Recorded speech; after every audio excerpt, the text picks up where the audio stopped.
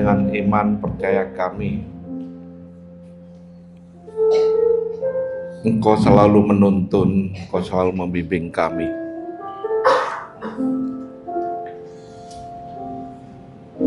Engkau tidak pernah meninggalkan kami. Pagi hari ini kami rindu Engkau yang memimpin dalam setiap langkah kehidupan kami. Dalam melalui kebenaran firman, Engkau juga yang terus memimpin kami sampai pada tujuan yang Engkau rindukan, yang kami rindukan bersama-sama dengan Engkau. Biarlah Engkau urapi hamba-Mu, Engkau urapi seluruh jemaat-Mu. Kami siap untuk mendengar firman-Mu, dan kami sambut firman-Mu hanya di dalam nama Tuhan Yesus. Kami berdoa, haleluya, amin. Kita harus menanjak terus dan menuju kepada sasaran yang Tuhan mau. Langsung kita baca di dalam firman Tuhan di dalam 1 Korintus 13 ayat yang ke-11. 1 Korintus 13 ayat yang 11 mengatakan demikian. Ketika aku kanak-kanak, maka aku berkata-kata seperti kanak-kanak, dan aku merasa juga seperti kanak-kanak. Juga aku berpikir seperti kanak-kanak. Itu dulu. Nah, sekarang firman Tuhan mengatakan, sekarang sesudah aku menjadi dewasa, aku meninggalkan sifat kanak-kanak itu. Progres atau gerakan setiap anak-anak Tuhan untuk menuju kedewasaan atau jalan menuju kedewasaan, menjadi dewasa, harus mengalami proses dari hari ke hari. Dan setiap langkah kita ini supaya bisa membawa dampak, menghasilkan dampak. Dampaknya pasti untuk diri kita sendiri, tapi juga nanti berdampak kepada orang lain. Firman ini mengatakan demikian, mengajak kita untuk meninggalkan sifat kanak-kanak. Meninggalkan ini berarti melepaskan, membuang, atau tidak mengingat-ingat lagi, atau bahasa kerennya menghapus, di-delete, hilangkan semua sifat kanak-kanak ini. Kalau Rasul Paulus mengatakan dalam Filipi 3 ayat 8, coba tampilkan Filipi 3 ayat 8, mengatakannya demikian, malahan segala sesuatu kuanggap rugi karena pengenalan akan Kristus Yesus Tuhanku, lebih mulia daripada semuanya. Oleh karena dialah aku telah melepaskan semuanya itu dan menganggapnya sampah supaya aku memperoleh Kristus. Jadi di dalam Korintus dikatakan, aku mau meninggalkan sifat kanak-kanak itu. Tapi ayat ini katakan sekarang sesudah aku menjadi dewasa. Jadi melalui proses, ada progres yang harus kita lakukan. Yang pertama pasti melepaskan, membuang, meninggalkan, mendelete semuanya, supaya kita bisa terus maju. Nah, tema hari ini saya berikan judul setiap langkahku. Kalau bahasa kerennya, each step I take. Jadi setiap langkahku ini, yang melangkah siapa? Tuhan atau kita? Ya, kita, jangan nyalakan Tuhan dulu. Setiap langkahku, yang melangkah siapa? Kita. Yang menentukan langkah siapa? Tunggu dulu kalau ini menentukan langkah, ya. Bisa kita sendiri yang menentukan, atau kita berharap sama Tuhan yang menentukan. Setiap langkah ini berarti, saudara. Sekali lagi, setiap orang melangkah berarti berani meninggalkan atau melepas jejak masa lalu. Saya melangkah ini. Melangkah, saya majukan kaki satunya, berarti saya meninggalkan jejak yang ini. Berani meninggalkan jejak masa lalu. Ketika kita bergerak, masa lalu ini juga bergerak. Ditanggalkan. Saudara diam pun masa lalu ini tetap bergerak. Tapi firman Tuhan kata, hendaklah engkau meninggalkan, dengan kata lain engkau menuju pada satu tujuan. Ada progres. Tapi ketika kita hendak menapak, kita hendak melangkah ke depan, maka harus tahu arah yang mana untuk kita menempatkan kaki kita ini. Harus tahu. Jadi nggak sembarangan. Makanya dalam tema ini saya berikan tema setiap langkahku. Yang mengerjakan kita. Tapi yang mimpin siapa? Ada, maka diperlukan ada penunjuk jalan atau kompas gitu ya, atau boleh katakan kalau yang sering traveling ada tour guide-nya. Akhir zaman akan terjadi, bahkan sudah terjadi di beberapa negara sekarang ini, yaitu banyak orang akan pergi untuk mengikuti arah yang belum diketahui. Wah, ini bahaya. Mereka nggak tahu arah yang mana yang mau dituju, asal ikut aja, rame ya, ikutan rame, bereng ikutan. Lah ini sudah terjadi. Yang bahayanya apabila yang diikuti itu bersifat kerohanian. Kalau yang bersifat jasmani aja, kalau kita mengikuti nggak tahu arahnya juga bahaya. Apalagi yang bersifat rohani. Kita melangkah ini mau dibawa kemana? Maka Paulus mengingatkan melalui firman Tuhan. Coba Efesus 5 ayat 16 dan 17. Dalam Efesus 5, Paulus mengingatkan dari firman Tuhan, mengatakan demikian. Dan pergunakanlah waktu yang ada. Karena hari ini adalah jahat, sangat tidak baik, sangat jelek, buruk. Ayat yang 17. Sebab itu janganlah kamu, ini sih ngomong kuil ya. Firman Tuhan menegaskan, janganlah kamu bodoh, tetapi usahakanlah supaya kamu mengerti kehendak Tuhan. Bodoh dalam arti kata ini bukan bodoh apa ya? Bukan itu. Nggak mengerti itu loh. Sudah dikasih tahu bolak-balik, sing ngasih tahu sampai gregetan, bener. Pernah nggak saudara ngasih tahu anak buah saudara atau anak saudara sendiri, dikasih tahu jangan ini ya. Oh ya, besok dilakukan lagi. Jangan ini ya. Iya, besok dilakukan lagi. Gregetan lah saudara. Gregetan. Boleh nggak orang itu dikatakan orang bodoh? Bebal ya Pak Bambang ya. Tapi ini lebih keras lagi loh. Janganlah kamu bodoh, tapi usahakanlah supaya kamu mengerti kehendak Tuhan. Mengerti kehendak Tuhan ini nggak semudah yang kita baca. Oh iya, terima kasih. Wah, aku ngerti kehendak Tuhan. Apa kehendak Tuhan? Nggak semudah yang kita baca. Kalau kita melakukan kehendak Tuhan, di antara kita mungkin, saya nggak menghakimi, mungkin di antara kita belum tentu bisa melakukan kehendak Tuhan. Lek mocoy gampang gitu, gampang moco.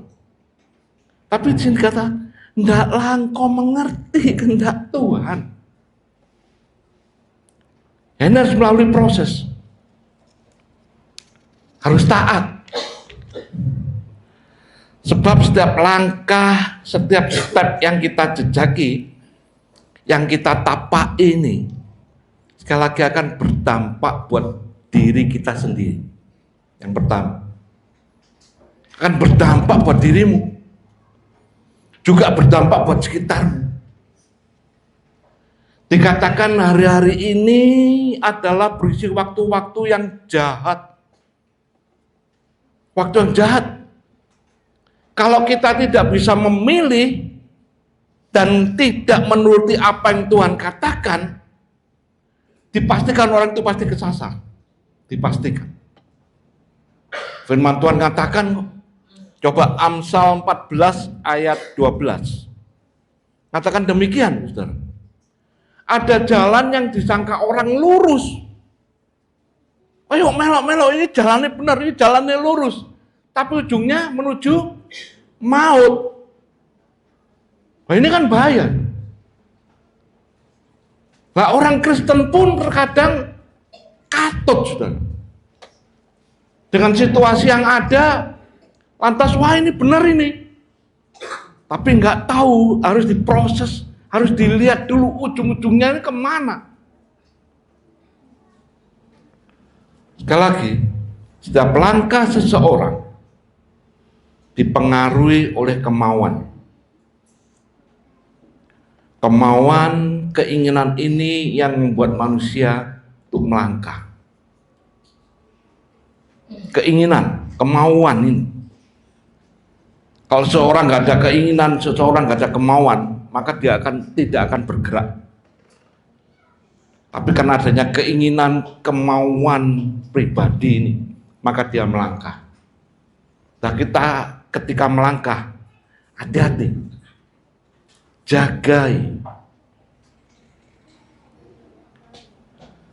Karena disangka lurus tapi ujungnya maut. Sekali lagi, keinginan ini yang kita harus kuasai, kemauan ini yang harus kita hilangkan, dan kita mau menurut setiap langkah yang Tuhan atur. Satu saat Yesus dalam doanya juga berlawanan dengan kemauan dan keinginannya, tapi dia berserah, aku mau apa yang Bapa mau. Dia lakukan, dia melangkah. Satu saat Yesus berdoa dalam doanya, bukanlah kehendakku yang terjadi, keinginannya, keegoannya mulai dihilangkan, dimatikan. Bukan kehendakku yang terjadi, tapi biarlah kehendakmu yang jadi. Tapi kalau zaman sekarang, orang Kristen doanya piye? Apalagi kalau lagi mencari jodoh, ya, lagi mencari jodoh tuh, yang depan ini aja dulu. Benar nggak? Nyari jodoh enggak? Nyari pasangan? Enggak. Lek doa seperti doanya Tuhan Yesus. Biarlah kehendakmu Tuhan yang jadi, bukan kehendakku. Tapi anak muda sekarang, biarlah kehendakku Tuhan yang jadi, bukan kehendakmu, diwalik itu. Oh, wonge wayu ya, Om. Wonge sugih. Wonge wis pokoke wah kok gini-gini loh. Ngerti loh, yang gini-gini. Iku sambu iki loh. Terpengaruh. Keinginan, kemauan mengalahkan keegoisan, sehingga kita tidak mau melangkah sesuai apa yang Tuhan mau. Ada yang disangka orang jalannya lurus tapi menuju maut. Maka sebelum menapakkan kaki, kita ini bertanya, apa yang harus aku lakukan, Tuhan? Satu saat Thomas ini bertanya sama Yesus. Thomas itu, ngerti ya Thomas ya? Ngerti? Siapa Thomas itu? Ya? Siapa? Siapa Thomas itu? Thomas yang nggak ngakui Tuhan Yesus itu loh. Ya. Pokoknya tanganku nggak dimasukkan ke dalam lubang jarinya atau lubang di dalam lambungnya, aku nggak percaya, gitu ya. Thomas. Satu saat sebelum kejadian itu dia bertanya sama Tuhan Yesus. Untungnya dia tanya. Kalau nggak tanya ya itu tadi, jadilah kehendakku bukan jadi kehendakmu. Tapi Thomas bertanya. Dan ayat ini jadi pelajaran buat kita semua. Coba bukakan Yohanes 14 ayat yang kelima. Yohanes 14 ayat kelima. Kata Thomas kepadanya, Tuhan, kami tidak tahu kemana engkau pergi. Jadi bagaimana kami tahu jalan ke situ? Nah ini. Biarlah ini jadi pelajaran buat kita juga. Tuhan, aku nggak tahu kemana aku pergi. Aku nggak tahu jalan ke situ. Aku nggak ngerti. Lantas Yesus jawabnya gimana? Coba ayat yang ke-6. Kata Yesus kepadanya, katakan demikian, Akulah jalan dan kebenaran dan hidup. Tidak ada seorang pun yang datang kepada Bapa kalau tidak melalui aku. Nggak tahu jalannya, nggak melangkah kemana. Untung Thomas bertanya, kami nggak tahu jalan ke situ. Kami nggak tahu langkah mana. Maka dikatakan, maka setiap langkah itu harus ada arah dan tujuan. Tujuannya tahu, maka arahnya juga tahu. Kisah Rasul pasal 2 ayat 28. Ini diberitahukan. Engkau memberitahukan kepadaku jalan kehidupan. Dikasih tahu loh. Ketika kita tidak melangkah, kita dikasih tahu. Engkau memberitahukan kepadaku jalan kehidupan. Saudara sudah tahu nggak jalan kehidupan kemana? Ini firman Tuhan mengatakan. Engkau memberitahukan kepadaku jalan kehidupan itu. Bahkan engkau akan melimpahi aku dengan sukacita di hadapanmu. Wah, sudah kasih tahu jalannya, bahkan kau dilimpahi. Kalau nurut jalannya. Makanya setiap langkah ini harus hati-hati. Siapa yang memimpin? Kemauan keegoisan manusia yang harus kita lepaskan. Kemauan keegoisan manusia itu yang seperti apa sih? Tadi kita baca di awal 1 Korintus. Seperti kanak-kanak. Keinginan seperti kanak-kanak yang seringkali menghambat seseorang untuk melangkah. Seseorang bisa menghambat orang lain juga untuk melangkah. Makanya setiap langkah kita ini efeknya kepada kita sendiri, efeknya juga pada orang lain. Kalau ada orang tersebut masih memiliki sifat kekanak-kanakan, itu menghambat. Menghambat diri kita, menghambat orang lain juga untuk melangkah. Apa sifat kekanak-kanakan ini? Sehingga melangkah kita ini jadi ragu-ragu atau malah nggak berjalan. Coba tampilkan yang tadi, 1 Korintus tadi. 1 Korintus. Nah, ketika aku kanak-kanak ini yang menghambat, saudara. Langkah seseorang terhambat karena kata-kata. Aku berkata-kata seperti kanak-kanak. Oh, ini menghambat, saudara. Berkata seperti kanak-kanak ini apa sih? Omongan yang sia-sia. Atau banyak omongnya tapi ngawur. Kalau dalam bahasa Inggrisnya itu asbun. Ngerti asbun ya? Nah, ya itu. Atau omdo. Kakek ngomong, tapi nggak nyata nih. Maka dikatakan ini yang menghambat. Sifat kekanak-kanakan ini. Berkata-katanya seperti kanak-kanak. Nggak bisa dipegang. Malah menyakiti seseorang, malah membuat seseorang jadi kecewa. Ini berkata-kata. Bahaya. Membuat kita juga mau melangkah, ya nggak iso, kata-katamu nggak benar. Yang kedua apa? Sifat kanak-kanak apa? Apa, saudara? Perasaan. Perasaan seperti kanak-kanak kan. Aku merasa seperti kanak-kanak. Sebentar-sebentar tersinggung. Bentar-bentar kecewa. Perasaan atau baper ya? Iya. Apa baper? Ya ojo digowo berarti perasaannya. Karena ini bisa menghambat tuh. Yang tegas gitu loh. Ya, kayak Mbak Sherly ini ya, tegas ya. Gak usah baper. Baper kok ae lek wis ndok omahe sendiri gitu ya. Tapi kalau dalam menghadapi segala sesuatu, jangan baper. Perasaan ini yang seringkali membuat seorang nggak bisa melangkah, bahkan orang lain juga nggak bisa melangkah. Mereka tersinggung, lantas nggak nang gereja. Banyak ada nggak yang tersinggung di sini? Lantas nggak nang gereja.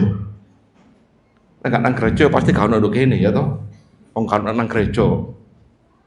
Saya ini. Yang ketiga dikatakan pikiran ini loh. Pikiran cetek. Bukan ketek. Cetek. Pikiran yang gampang apa ya? Nggak ambil pikir panjang gitu loh. Kalau aku berbuat ini apa efeknya ya?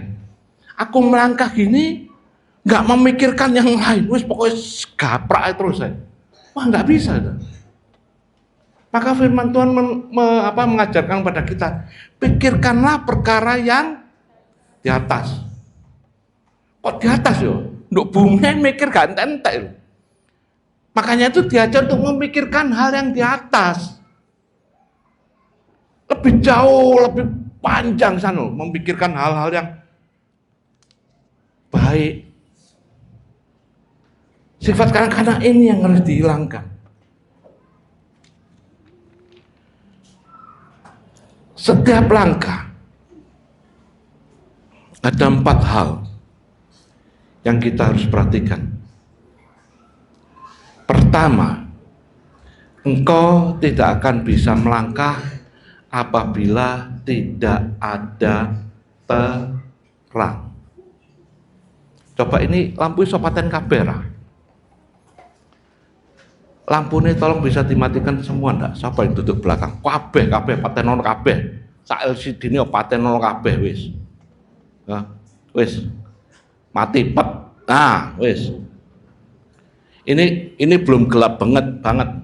Kalau gelap banget itu wah nggak kelihatan apa-apa. Ketika kita ndak melangkah, kalau dalam kegelapan, kita nggak ngerti apa-apa, saudara. Kita nggak tahu dan kita arahnya ngawur. Tapi kalau kita mengerti dan kita gunakan terang, maka terang itu yang menuntun. Saudara. Aku ngasih contoh ini, saudara. Kayak gini, gitu.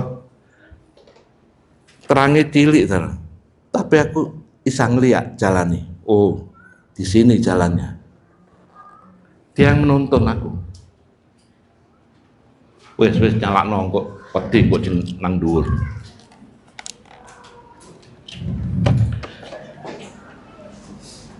Harus ada terang, bro. Gunakan terang itu. Sekali lagi orang yang belum mengerti, hanya memikirkan keegoisan diri sendiri. Seperti kanak-kanak dikatakan seperti itu, mereka hanya memikirkan yang di bumi ini. Tidak bisa memikirkan yang di atas. Permisi saya minta maaf saya nggak nyinggung seseorang. Contohnya di dalam Lukas 13 ayat yang 11. Permisi saya nggak nyinggung.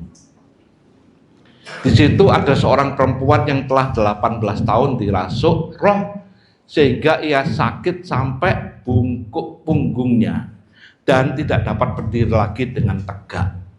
Ini loh.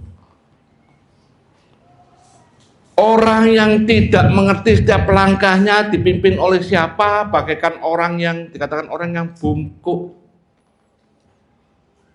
Saya pernah berikan ilustrasi orang yang bungkuk itu bagaimana melihatnya. Permisi saya nggak nyinggung seorang siapapun. Saya kasih contoh saya sendiri ya. Kalau saya dalam keadaan bungkuk, sing tak delok iya apa itu? Ya, aku bungkuk ini dulu. Aku iso delok raimu tak, raiso aku bongkok kok. Sing tak lihat apa? Tanah. Yang tak lihat apa? meskipun tadi pujian, meskipun masalahku nggak bisa bersih, yo aku masalahmu wakeh, persoalanmu wakeh, nggak iso tegak. Ini kebanyakan hal yang terjadi buat orang yang percaya sekalipun. Coba Amsal 12 ayat 25. Penyebabnya ini salah satunya. Tadi dirasuk roh. Yang kedua, kekhawatiran dalam hati. Sopo yang sering khawatir? Membungkukkan orang. Tetapi perkataan yang baik, apa perkataan yang baik? Ya firman itu menggembirakan dia. Orang yang sakit dalam hal ini membungkukkan orang. Mereka hanya melihat ke bawah, tidak mampu untuk melihat kemurahan Tuhan. Tidak mampu untuk melihat keperkasaan Allah. Maka firman Tuhan mengajak, ayo tegak, berdiri, karena engkau sebentar lagi tidak melangkah ini. Kalau engkau membungkuk terus, engkau tidak tahu jalan mana yang harus engkau tempuh. Engkau tidak tahu arah mana yang engkau tempuh. Nggak tahu. Tapi dalam Mazmur 27 ayat 6, Mazmur 27 ayat 6 mengajak kita untuk tegak dan melangkah. Maka sekarang tegaklah kepalaku menghadapi musuhku sekeliling. Dalam kemahnya aku mau mempersembahkan korban dengan sorak-sorai. Aku mau menyanyi dan memazmur bagi Tuhan. Oh, diajak untuk tegak, saudara. Ayo tegaklah. Kenapa? Sebentar kita akan melangkah. Maka dalam Mazmur ini Daud berani melangkah. Dan dia memberikan satu nyanyian pujian. Setiap langkahku aku tahu. Hanya Tuhan yang pimpin. Kok bisa? Bisa. Sekali lagi karena dia ada terang. Dia punya. Terang ini kalau nggak dipakai ya percuma. Mazmur 27 ayat 1. Ini jawaban dari Daud. Kenapa dia bisa berdiri tegak? Dari Daud, Tuhan adalah terangku dan keselamatanku. Kepada siapakah aku harus takut? Wow, dihadapi semua itu. Tuhan adalah benteng hidupku. Terhadap siapakah aku harus gemetar? Enggak ada yang takutin. Bukan berarti kita sok-sokan, bukan. Menghadapi masalah apapun, bukan bungkuk. Tadi kan kegelisahan hati, kekhawatiran membuat seseorang bungkuk tuh. Enggak bisa melihat kuasa Tuhan. Oh, Tuhanku luar biasa, yakin. Tuhanku maha dahsyat, yakin. Kalau engkau hanya membungkuk terus gini, ya nggak ngerti, saudara. Nggak bisa mengucap syukur, nggak bisa bermazmur, nanti dikatakan. Tapi Daud ngajak, aku harus tegak. Karena aku sebentar lagi melangkah bersama dengan dia. Sekarang dikatakan, dalam 1 Korintus tadi, sekarang sudah aku menjadi dewasa. Aku meninggalkan ini semua. Aku mau melangkah bersama dengan Tuhan. Kenapa? Karena Tuhan adalah terangku. Lah ketika kita melangkah, sekali lagi bukan sendirian. Harus ada, apa istilahnya, kalau orang yang sering traveling itu ada tour guide. Ngerti tour guide ya? Apa tour guide itu? Ayo, jawab, ngerti mana tak tanyai, tour guide itu apa? Yang memimpin ke pasukan. Jangan dijawab terus ya. Menunjukkan jalan. Ya. Tour guide. Saudara pernah ikutan tour enggak? Pernah. Ini sekali ikutan tour nang Malang, tour nang ndi lho. Ada sing ide-ide ae. Tapi jangan pernah tour yang sudah pernah saudara ikutin. Enggak, kebalikan. engko kon sing dadi tour guide. Iku tour sing belum pernah engkau jalani. Maka engkau akan merasakan, tour guide itu memberikan tuntunan. Dulu pernah saya berikan contoh ilustrasi waktu saya di salah satunya di Mas Budi dulu, di mana Mas Budi? Gua Lowo ya, di bawah ya, di Pacitan tuh ya. Trenggalek ada Gua Lowo. Pernah masuk di gua bawah tanah. Bukan gua di atas, gua bawah tanah, Gua Lowo. Itu ada bekas apa itu stalagmit, stalaktit itu, ya kan?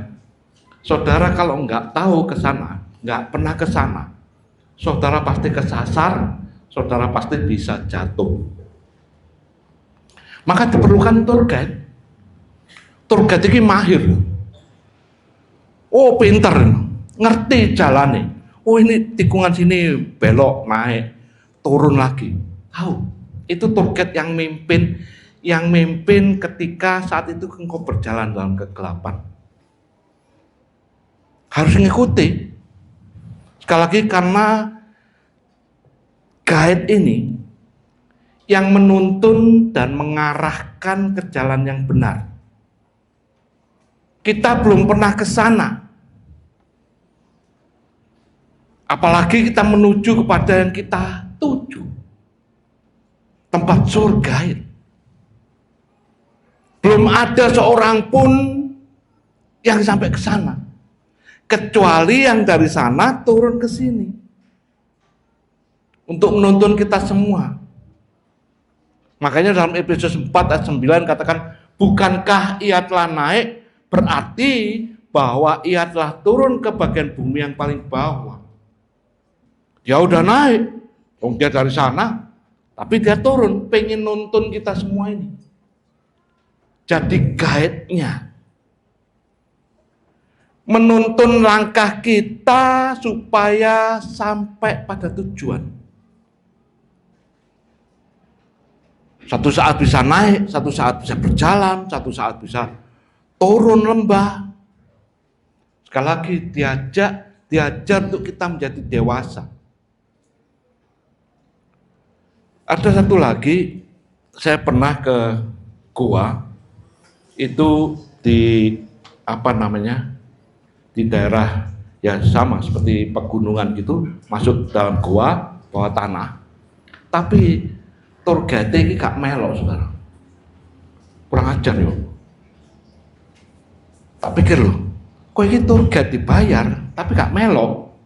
Lantas diomongi di atas, gak apa-apa, bapak-bapak, ibu-ibu gak apa-apa. Jalannya datar, semua gak bahaya. Tapi gelap. Ya podo ae wong gak ngerti jalannya. Gitu. Terus saja jalan. Loh, gak ada jurang-jurangnya, gak ada. Jalan aja.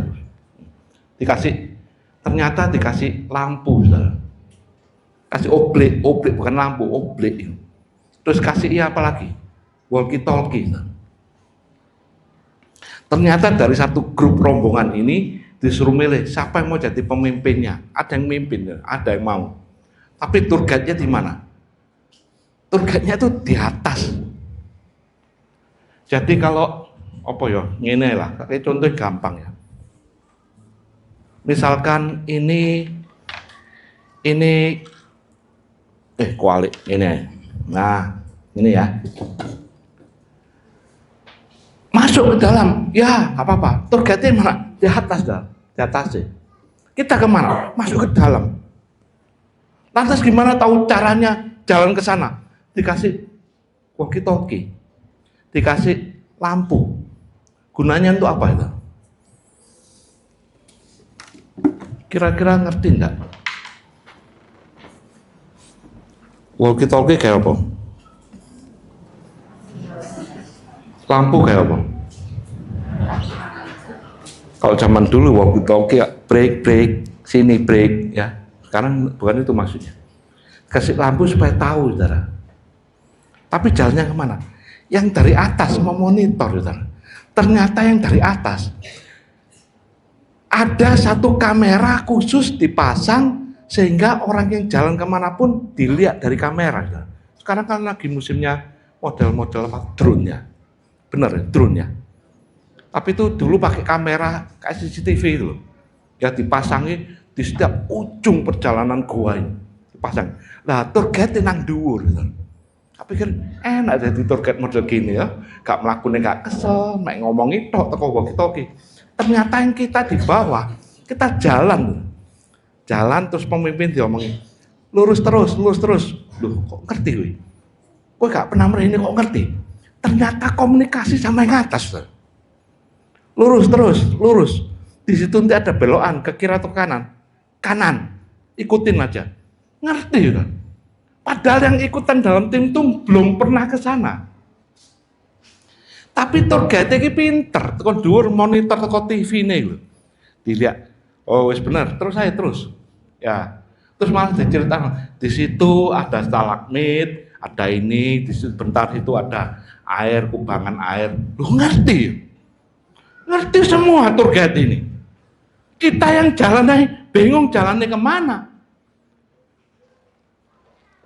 Sekali lagi, tour guide ini yang menuntun mengarahkan ke jalan yang benar. Dia yang menuntun kita supaya sampai tujuan. Dan tour guide ini tahu dengan pasti jalannya. Garis bawah, tahu dengan pasti, nggak meleset. Dan juga tour guide ini tahu situasi dan kondisi lokasinya. Wow, paham ngelontok itu istilahnya. Tahu lokasi kondisinya. Maka kita yang belum tahu harus mencari tahu dengan apa ya walkie-talkie ya pakai lampu tadi. Dan kita dikasih panduan ternyata. Yang ikut di dalam ini diberi panduan kasih walkie-talkie, kasih lampu supaya engkau mengikuti. Nah, di sini kita belajar. Seseorang yang tidak menolong orang lain, maka dia harus tahu jalannya, maka dia tahu lokasinya, dan dia tahu arahnya. Jangan yang mimpin nggak tahu, kondisinya nggak tahu, jalan yang dituju itu nggak tahu, terus malah akhir-akhirnya tolong doakan aku. Wah, gak iso. Kita beriman, puji Tuhan. Lek mati tak dongakno ndak? Hah? Kok mati? Bukan dongakno mati, bukan maksudnya lek wis mati kita mendoakan orang mati itu ndak? Ora. Tapi ada kepercayaan lain, tolong doakan saya. Oh, wis telat. Jalanmu salah. Tapi kita bersyukur, aku tahu jalannya. Doakan siapa ya? Doakan yang masih hidup. Doakan saudara-saudara yang ketinggalan. Nanti bisa menuju ke sana. Yesus mengatakan, aku ini terang. Dan orang-orang yang ditolong ketika hendak melangkah ini diberi terang, saudara. Yesus mengatakan, aku terang dunia, tapi sekarang engkau juga terang dunia. Gimana? Dikasihkan terangnya itu. Kayak tadi saya kasih contoh, tour guide-nya di atas, yang kita di dalam. Oh, dikasih terang, kasih lampu. Supaya engkau bisa berjalan. Coba tampilkan Yohanes 11 ayat yang ke-10. Tetapi jikalau seorang berjalan pada malam hari, kakinya terantuk, karena terang tidak ada dalam dirinya. Nggak ada. Maka diperlukan terang itu. Tiap langkah kita ini diatur supaya nggak melenceng. Tapi banyak orang juga yang melenceng carpe diem. Kalau wis kepepet, kejegur, baru teriak-teriak. Padahal dari awal katakan tiap langkah kita ini diatur, jangan melenceng. Israel pada waktu itu diingatkan oleh firman Tuhan, melalui Yosua.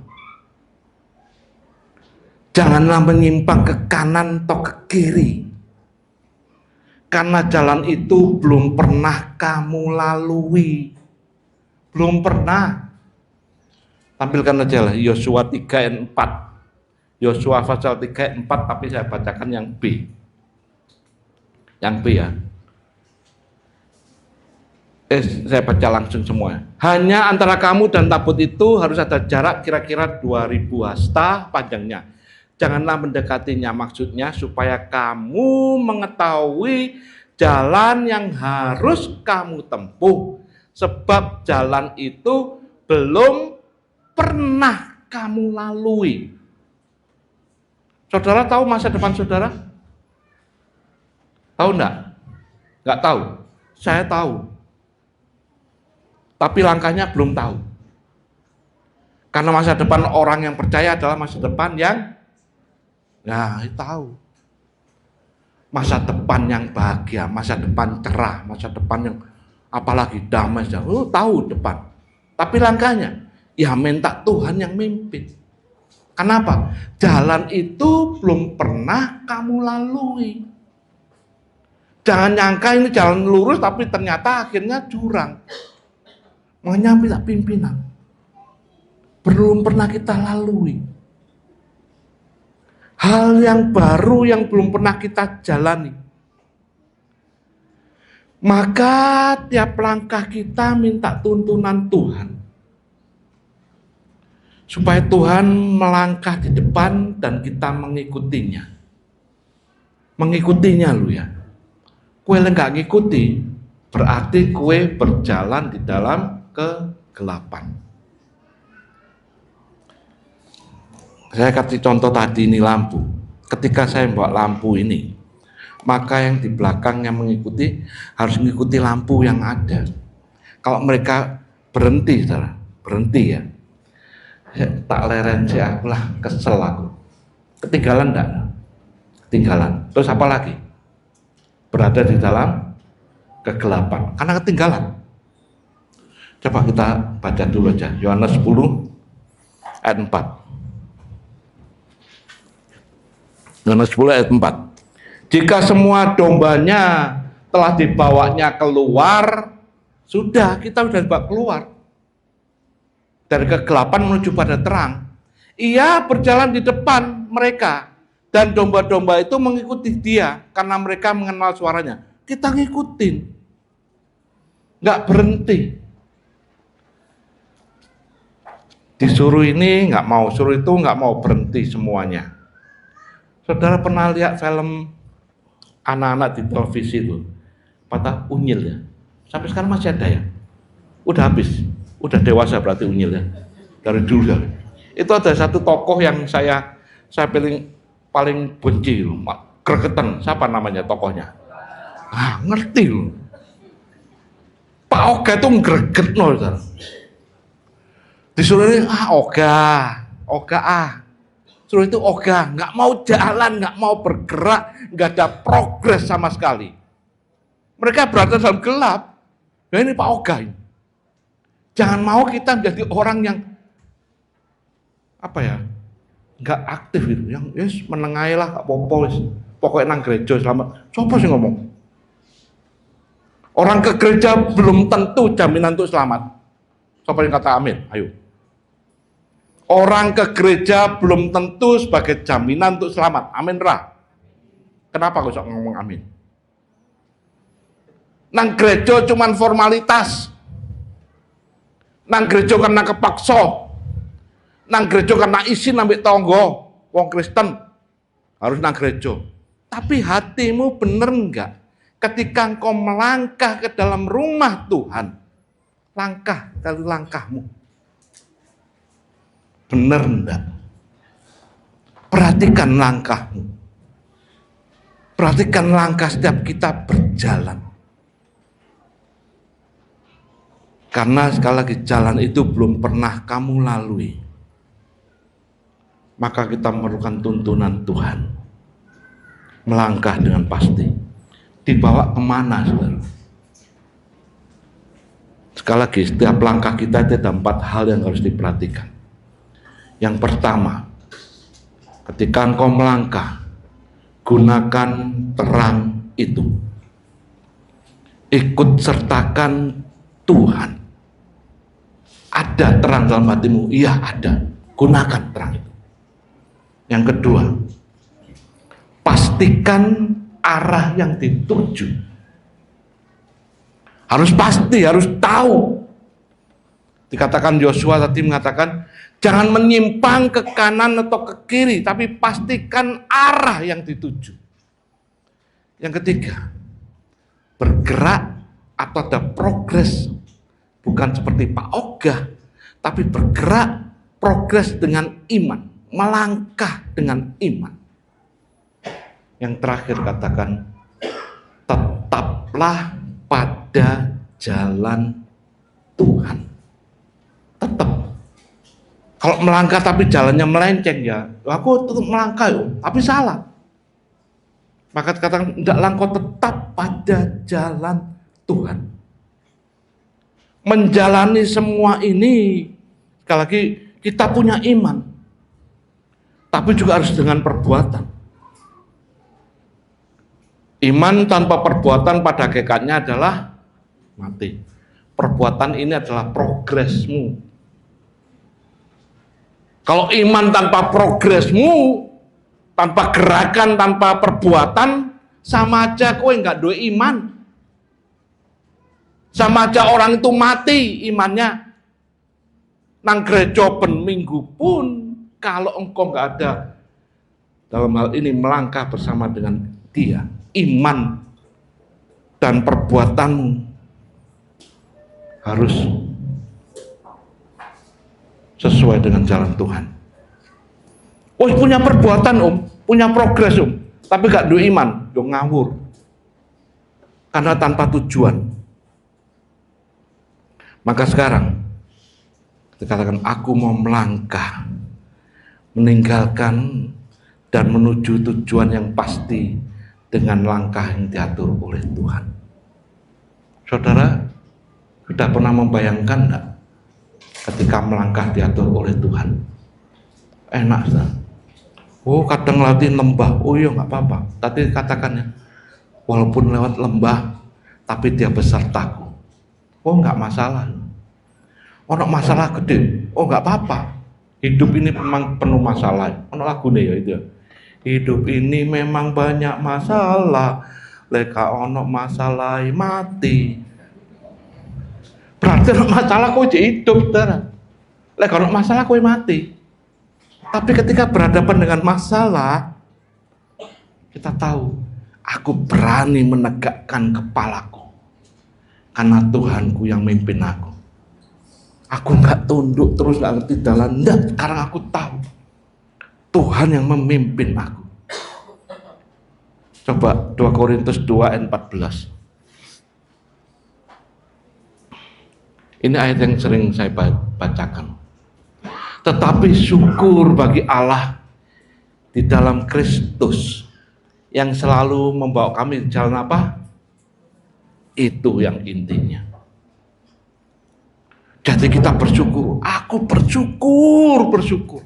Setiap langkahku kalau Tuhan yang pimpin, dia pimpin aku ke tempat yang lebih tinggi. Dikatakan selalu membawa kami di jalan kemenangannya. Wes pokoknya menang tok di sini. Lek bandari ku nyerik tok di sini wes. Kalah menang nyarik gitu ya. Wih, berjalan di jalan kemenangannya. Tapi sekali lagi, jaga langkahmu. Luruskan jalan kakimu. Supaya engkau terus berjalan di dalam Dia. Dan masuk bersama dengan Dia. Hasilnya apa? Ayat terakhir ya, 2 Petrus 1 ayat 4. 2 Petrus 1 ayat yang keempat mengatakan demikian. Dengan jalan di mana Yesus yang sudah memberikan jalan dan kita mengikutinya. Dengan jalan itu, Ia telah menganugerahkan kepada kita apa? Janji-janji yang berharga dan yang sangat besar. janji berharga dan sangat besar, supaya olehnya kamu boleh mengambil bagian dalam kodrat ilahi dan luput dari hawa nafsu duniawi yang membinasakan dunia. Kalau kita mengikuti terus, ini janji ini nggak sembarangan. Janji yang menuntun kita dan kita memperolehnya menuju pada tempat yang Tuhan sediakan. Menuju pada tempat surga yang bakal. Biarlah renungan pagi hari ini membawa kita berpikir, setiap langkahku ini benar enggak ya?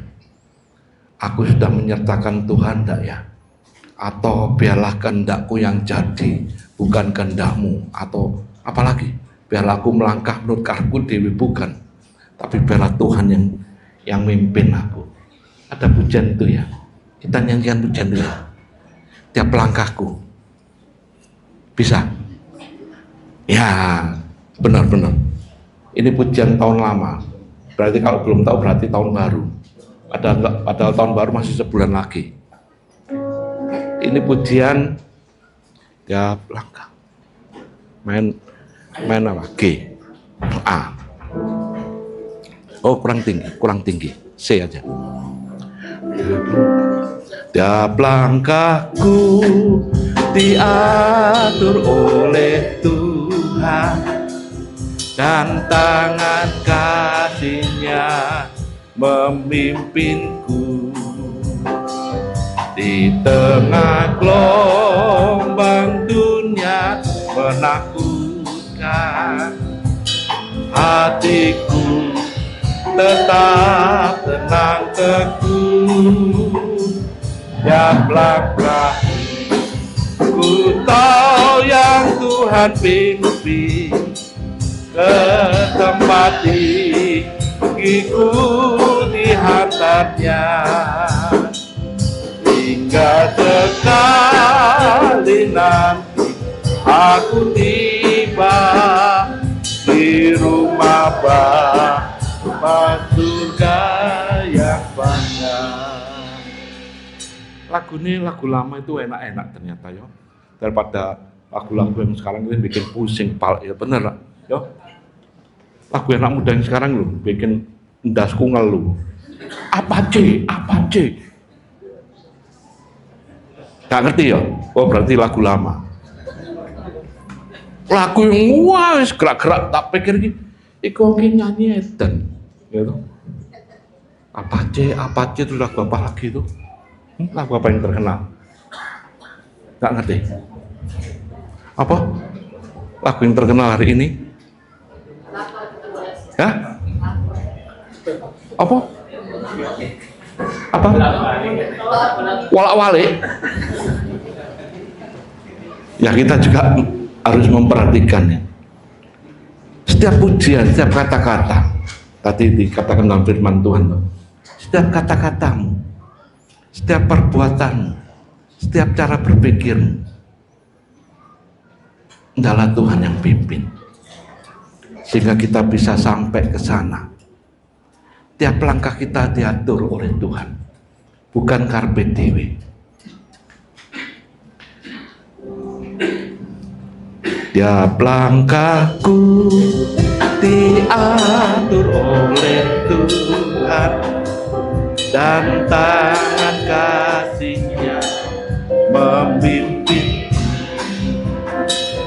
Di tengah gelombang dunia menakutkan, hatiku tetap tenang teduh. Tiap langkahku ku tahu yang Tuhan pimpin ke tempat gigiku dihantarnya, hingga sekali nanti aku tiba di rumah Bapa surga yang bakal. Ku tahu yang Tuhan pimpin ke tempat tinggiku di atasnya, hingga sekali lagi aku tiba di rumah Bapa surga yang bakal. Terima kasih Tuhan, Kau sungguh baik. Melalui kebenaran firman-Mu kami mengerti lebih dalam lagi. Hanya Engkau yang memimpin menuntun kami, karena Engkaulah pemimpin guide kami dalam hidup ini, sehingga kami tidak salah melangkah, tapi kami menurut apa yang firman Tuhan katakan. Berkati jemaat-Mu, biarlah firman ini benar-benar menjadi rema dalam kehidupan kami, bukan hanya didengarkan, tapi biarlah kami boleh melakukannya. Terima kasih Tuhan, segala puji hormat hanya bagi-Mu, hanya dalam nama Tuhan Yesus kami berdoa, haleluya, amin. Saya serahkan pada Pak Bapak.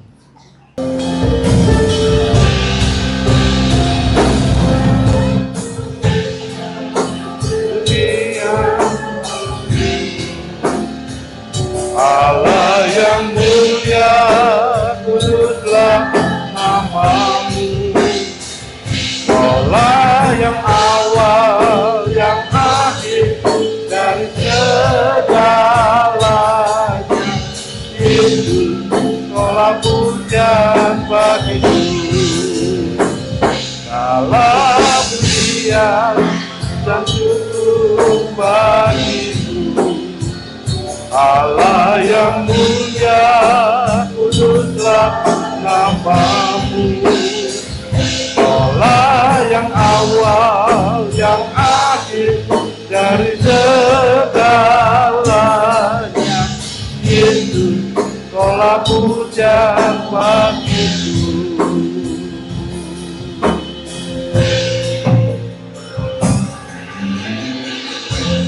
Hanya Engkau yang layak menerima pujian sembah kami. Engkau yang ditinggikan dan Engkau yang dimuliakan. Terima kasih Tuhan, kami boleh menikmati berkat-berkat-Mu, dan apabila sebentar kami berpisah pulang, maka penyertaan-Mu, janji-Mu akan tergenapi bagi setiap anak-anak-Mu. Maka saat ini kami mengangkat tangan kami berserah kepada-Mu, dan biarlah Engkau turun tangan untuk memegang setiap kami dan memberkati setiap kami. Maka sekarang setiap jemaat kasih Tuhan, biarlah kita boleh berpisah pulang dan kita menerima berkat yang daripada Dia. Dan terimalah kasih, terimalah sukacita, terimalah damai sejahtera yang daripada Allah Bapa di dalam cinta kasih-Nya Tuhan Yesus Kristus, serta dalam persekutuan Roh-Nya yang kudus yang selalu menyertai kita, menjaga, melindungi kita semua, bahkan memberkati. Biarlah kita menerima semua berkat ini hanya di dalam nama Tuhan Yesus Kristus. Dan biarlah kita semua yang percaya dapat katakan amin.